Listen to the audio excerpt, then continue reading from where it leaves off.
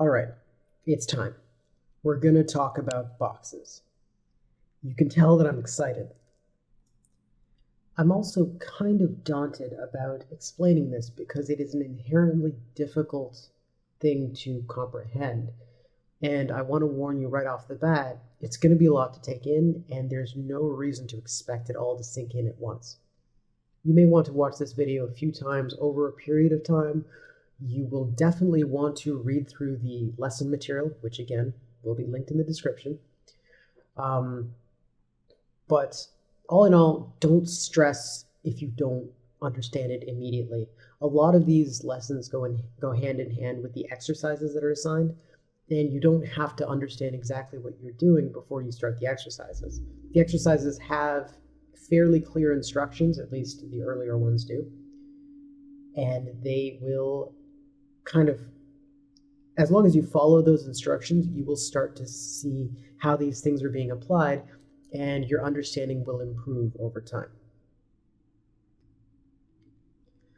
So to start with, we are going to look at the concept of a vanishing point. And if you've encountered perspective before or have tried to learn this stuff in the past, you may fully understand what a vanishing point is, but I'm going to get into it anyway, just in case there's someone who's completely new to this. So this is one of the images from the actual lesson material, the written stuff, and it shows here that a vanishing point is essentially when you have lines that are parallel in 3D space. So think of a table that you have next to you or whatever. It's made up of a bunch of parallel edges. Those lines, once drawn and projected into 2 dimensions, meaning the piece of paper you're drawing on or your canvas or whatever, those lines are no longer going to be drawn as though they are parallel. And so when I say things like in 3D space or in 2D space or when projected into 2D, that's important because if I talk about lines that are parallel in 3D space, that means in the hypothetical 3D world that we are drawing. When I'm talking about in 2D space, that means the piece of paper that we're drawing on. Now, as you can see here, all of these lines are parallel. These ones here, all of these lines are parallel to one another. And as they go off into the distance, they converge towards a single point far off in the distance. And the reason this happens is because of the simple rule of perspective that you probably already know, that objects that move farther and farther away from you will get smaller and smaller. Eventually, that object is going to get so small that it collapses to a single point. Now, if you take that principle and you apply it to, say, the distance between 2 lines or the length of a line, then as that line moves farther and farther away from you, the length of this line, when drawn in 2 dimensions, will get smaller and smaller until it too collapses to a point. Now, the reason that I'm saying a line, or the distance between 2 points, is that when you have 2 lines that are parallel to one another, they have a very consistent distance between them. That's the nature of being parallel. So if you've got 2 parallel lines like this, the distance here is always going to stay the same if they are parallel. And once you draw them in 2 dimensions, this distance, as you get farther and farther, let's say the viewer is over here, that's you, and as it gets farther and farther away from you, this distance gets smaller and smaller and smaller until it comes to a single point, it collapses. And so therefore, these lines, these parallel lines, also converge towards that single point. No matter how many parallel lines you have, they are always going to converge. As long as they're parallel to each other, they will converge towards the same point. So that's what we're seeing here. You've got these planes, which I've said are 1 meter wide based on this diagram. And this 1 meter gets smaller and smaller and smaller. It's still 1 meter because it's just far away. It's not actually smaller in 3D space. It's smaller when we draw it as it gets further away. And eventually this 1 meter collapses to this point. And the lines that we've got running alongside of each of these planes are all parallel to one another, because these two lines are consistently 1 meter apart. And so are these two lines. And then these lines here and here are whatever height this plane is apart from each other. And you can add as many lines as you want, and they're all going to be different distances from each other, but those distances will be consistent. And they are all parallel, and therefore they are all going to converge towards this single point. And that is what a vanishing point is.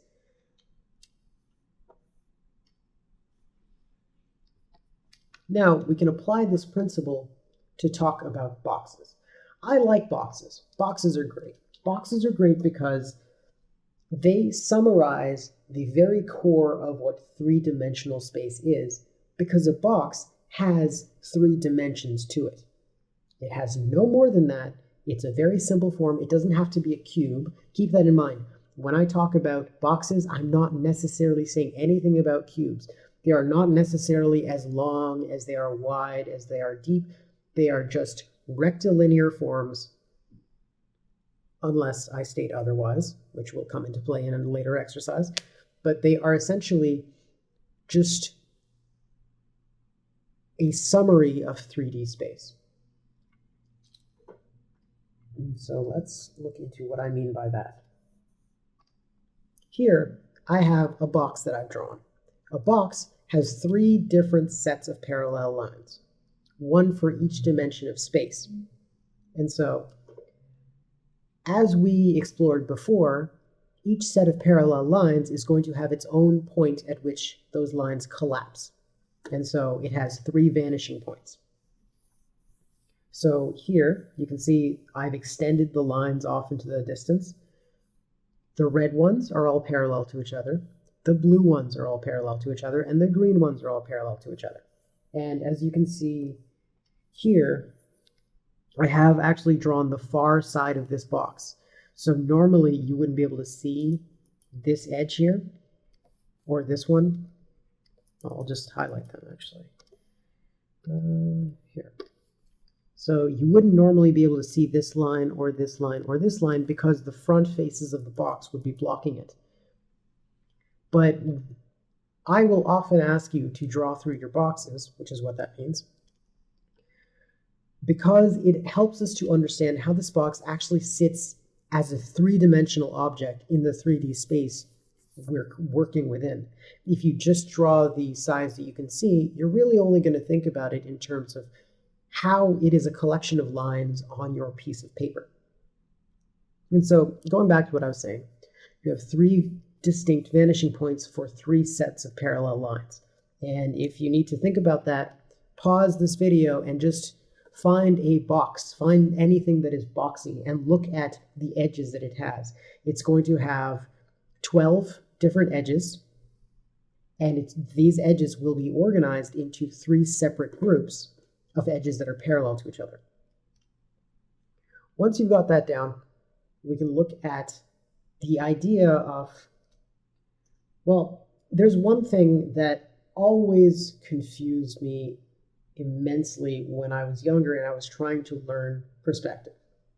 What you may have heard about is 1-point perspective, 2-point perspective, and 3-point perspective. This describes, people often use it to describe an entire scene, and that's not correct. As you can see here, this box that I've drawn has 3 vanishing points, so that's quote-unquote 3-point perspective.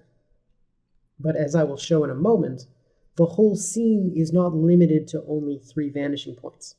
It is this box alone, that has just 3 vanishing points. So as you can see here, if I were to duplicate this box, so I took the box that I had, and I created a new box. I did not rotate it at all. It's all still parallel in the same way. So its sets of parallel lines are still going to be using the exact same vanishing points. So between these two boxes, we still only have 3 vanishing points. It's just in a different position. And so this one's lines are all going back towards, the same vanishing points. Now, what happens is, if I were to rotate this second box, if I were to change its orientation in space, its edges, or at least some of its edges, would no longer be parallel to those of the original box, this one being the original.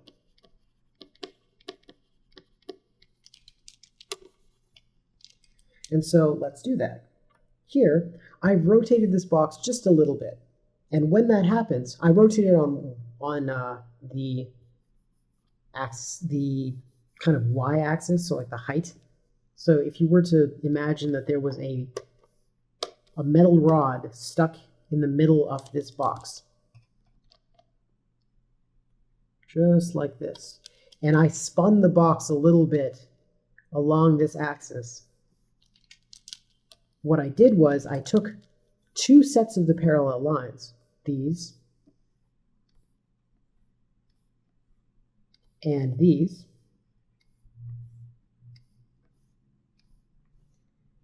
and those edges are no longer parallel to their counterparts in this box because the box has been rotated. It's been turned in space, but its vertical lines are still parallel to those on this box. Let's erase all this, get rid of the clutter. So these lines here are still parallel because it's basically, these boxes are essentially parallel to my ground. And so I have not rotated them so that these verticals would be any different. So they still share the same vanishing point. The horizontal lines, however, as you can see here, I've added 2 new vanishing points, 4 and 5. So we had 1, 2, 3, and now we've got 4 and 5. You can also see that the distance that both vanishing points have actually moved is the same. So this distance here and this distance here, they're identical, which means for each box's horizontal lines, the distance between the vanishing points are the same. So the distance between these two and the distance between these two are the same. The vanishing points have simply I've slid them along an axis. They went this way.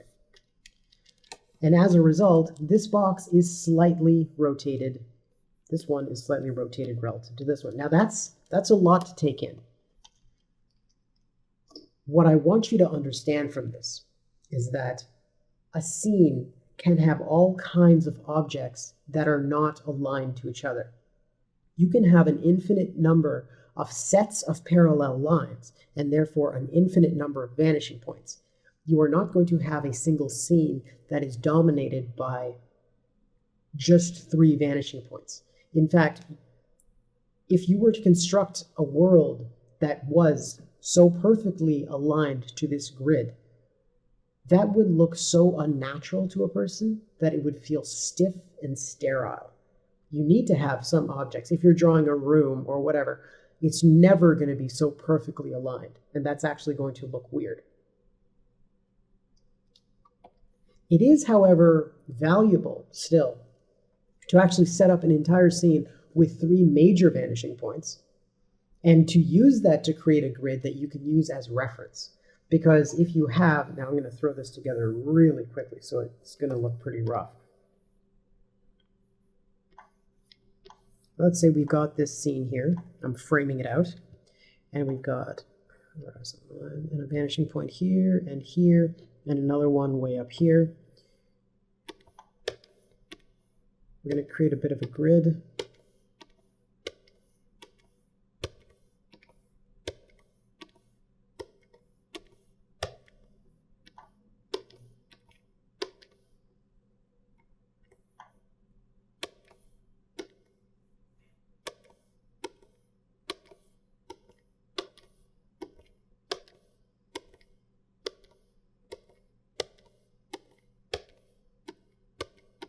And then one more here. This is actually getting very cluttered, but I'll tone down its opacity in a second so we can actually see what we're doing. Having this 3-point perspective grid is still actually kind of useful, because now if I wanted to draw something that was not aligned to it, I could still use those lines as some sort of a reference.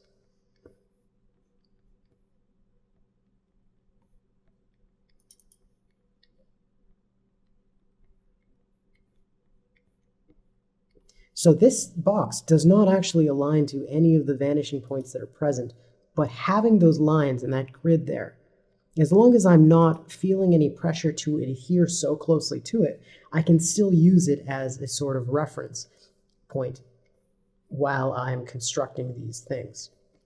So it is valuable in that sense. I just don't want you to make the mistake that I did when I was learning, to think that an entire scene had to be perfectly aligned to this grid, otherwise it would be incorrect, which simply isn't true.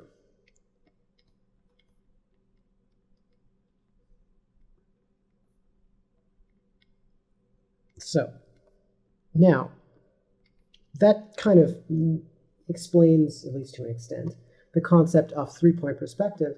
But then how do we start running into 2-point perspective and 1-point perspective? Those are things that you might come across.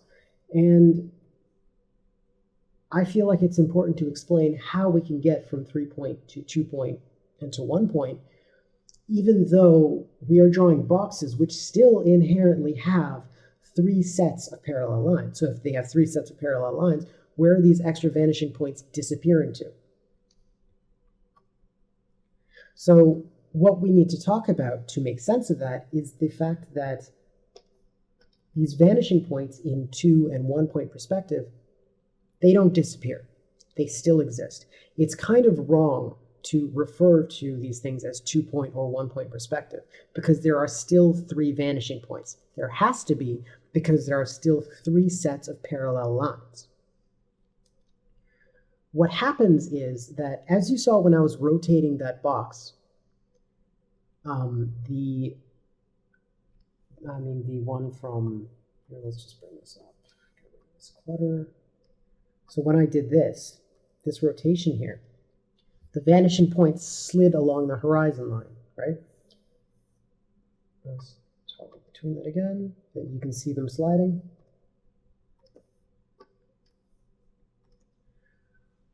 As the vanishing point slides along the horizon or the axis, out of the frame that you're drawing inside of, and it continues to go, the convergences of your lines. So here, this is normal, we're used to this. It's a single vanishing point and all these lines are parallel and converging towards it. This vanishing point has now slid off in that direction. So here, maybe it's somewhere, it's probably about here now for this frame, so it's way out of frame, and you've still got a fair bit of convergence in these lines that you can see. But if you move that line, that vanishing point so far off frame, if you slide it along the axis or horizon so far away, eventually the actual convergence is going to become so minimal that it's barely worth even considering. So these lines are basically parallel to one another because this line has slid so far away that we refer to it as the vanishing point going to infinity. It's infinitely off the frame.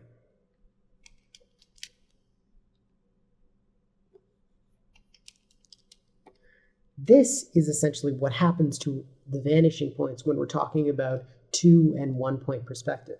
The vanishing points still exist. They've just been moved so far out of the frame that the convergence to those vanishing points no longer is really visible. So the lines essentially start behaving as being parallel to one another again, even though we're talking about in 2D space. And so let's look at it here.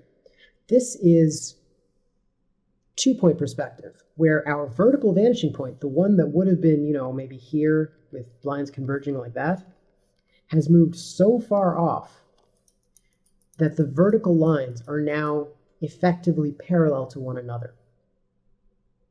It could have actually also been down here. Like, you know, at one point it may have been converging this way, and then it slid and was moved all the way off the frame until the convergence was essentially eradicated. So here, as I say in these notes, again, this is all on the written content, all these diagrams. The vertical vanishing point goes to infinity, resulting in two-point perspective. That third vanishing point still exists, it's just no longer worth talking about. All of our vertical lines are now running perfectly parallel to one another, and they are running perpendicular to this horizon line, or the axis of the scene. See, they run perpendicular. And so any vertical line that you need to draw that is aligned to the same set is going to be running perfectly up and down, perpendicular to the horizon. Now, what if we were to take another one of these vanishing points and slide them to infinity? And because these two are very closely tied to each other, these two vanishing points, this one and this one, are going to slide together. So one of them is going to end up, as they say, move in this direction. One of them is going to end up somewhat central, and the other one is going to end up way off the page. So let's see what happens when we do that. So one of the vanishing points, actually I slid them in the other direction. If you want to keep the color coding accurate, they slid in this direction. So vanishing point 1 went way off the page, and vanishing point 2, the red lines, ended up being more central. And so now our blue lines are all running parallel to the horizon. They remain completely parallel to one another. Our vertical lines, the green ones, are running perpendicular to the horizon and parallel to one another. And all that's left is this last vanishing point where these depth lines, the lines that define the depth of each of these boxes, are still converging towards the singular vanishing point that still has any convergence left. So out of this, what you want to take away is the idea that in 3 and 2 and 1 point perspective, there are still 3 vanishing points because there have to be. A box consists of 3 sets of parallel lines, and for each set there needs to be a vanishing point. And so we're not talking about these vanishing points just no longer existing. They still exist. Infinity is still a concept that has relevance. It still exists.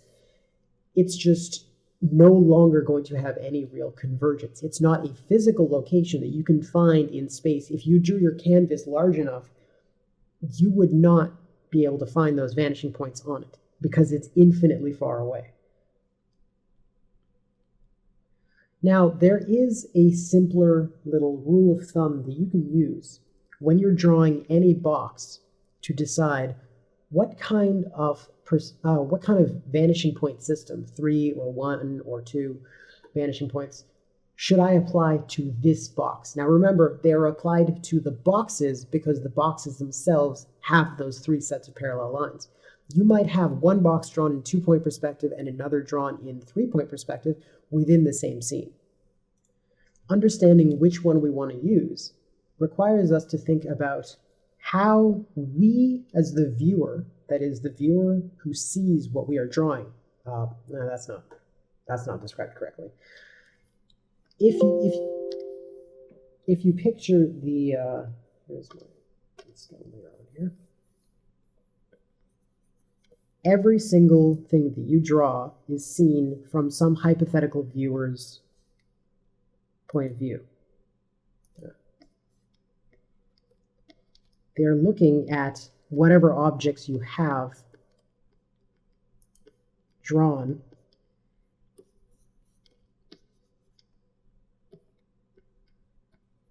I'm just roughing this out.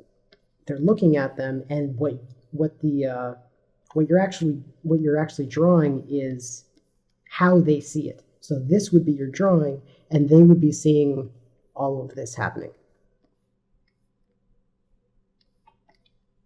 Now, this viewing angle here, the angle at which they view every object, That's important. That's what we use to determine what kind of perspective system or where the vanishing points are going to be for a given object. We think about that viewing angle as well as the orientation of the given object. Now, if your view, the viewing angle, is aligned mostly to a box's face, meaning you know how a box has 6 faces.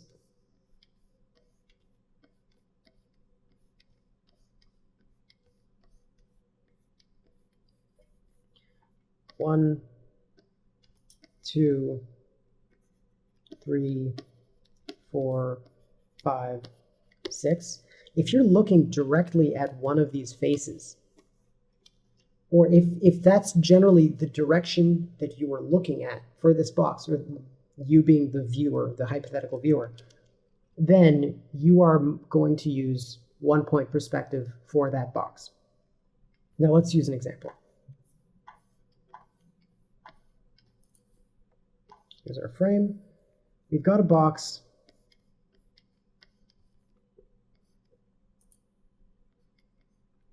We are mostly looking at, sorry, I'm kind of trying to cut down on the time for this video, so I'm rushing these things. We are mostly looking at this face here. So we are going to end up with one vanishing point that is very much dead center, like all these lines are coming towards it. And all the other vanishing points are either going to have minimal convergence or they're going to have no convergence at all. So you can see with these, like they might be converging slightly, but this vanishing point is way off the screen. And these may not be converging at all because the vanishing point is at infinity. So if you're looking mostly at this face,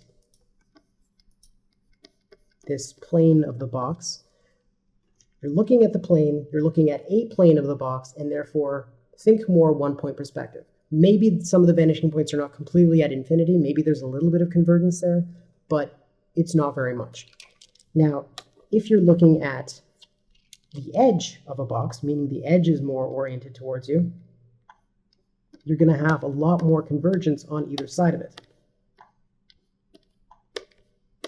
So you can see how this box is converging in this direction, and here, and here. So here your convergence isn't that much. It's they're either parallel or they're very minimal convergence. What we're really focusing on here is this edge, this one here. And it works the same for if we were talking about one of the horizontal edges. So maybe we're talking about this. It's the same thing.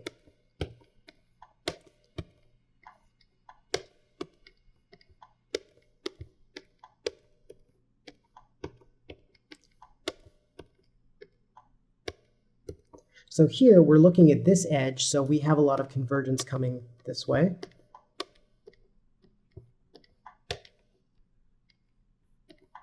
And this way, with these being fairly parallel.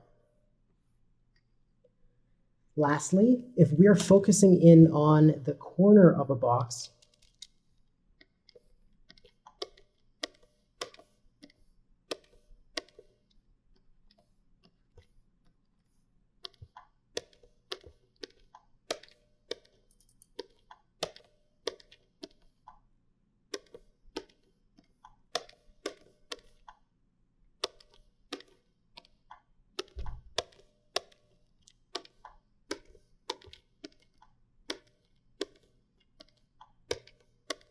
so now we have convergence, at least some sort of significant convergence on all 3 axes.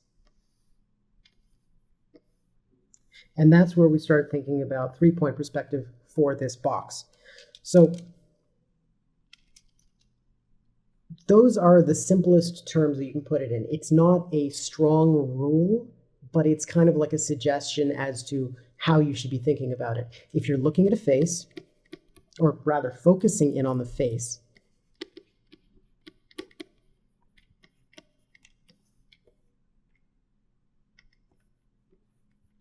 face, then we're talking about 1 point perspective. Edge is 2 point perspective. And corner is 3 point perspective. So you can use that kind of rule of thumb to figure out, okay, which kinds of convergences do I really need to care about when I'm drawing this box? If the edge is facing me, I only really need to worry about the 2 vanishing points. The third is going to be very minimal convergence or none at all. So I hope that helped. Again, this video is by no means going to clarify everything for you in an instant. It was a lot to convey and a lot to understand, and frankly, my explanations are not the best on video. So go through the written content, work through the exercises, even if you still feel you don't get it, and gradually it'll start to make sense. Also, it is important to keep in mind that some of the homework that I've assigned, specifically the rotated boxes and organic perspective boxes exercises, they are actually meant to push you to think about spatial problems that you may not have otherwise considered. It's not about testing you or getting you to get it right. A lot of people try this rotated boxes way too many times before feeling like they're done with the lesson. Try them only as much as they are the recommended page counts are. So 1 page of rotated boxes and 2 filled pages of organic perspective. It's not about you getting it right now. It's just these kinds of difficult spatial challenges that will get you thinking about different ways you can manipulate these freely rotated boxes. If you have any trouble with them, and you probably will, I recommend that after completing lesson 1, you move on to the 250 box exercise, where there are more techniques and more videos to help you in both figuring your way around these freely rotated boxes and also being able to check for mistakes and learn from them. So that's all I'm going to say for boxes. It's already been over 30 minutes, so hopefully that helped. And if it didn't, go through the lesson anyway, finish the homework, and it should gradually start to make more sense for you.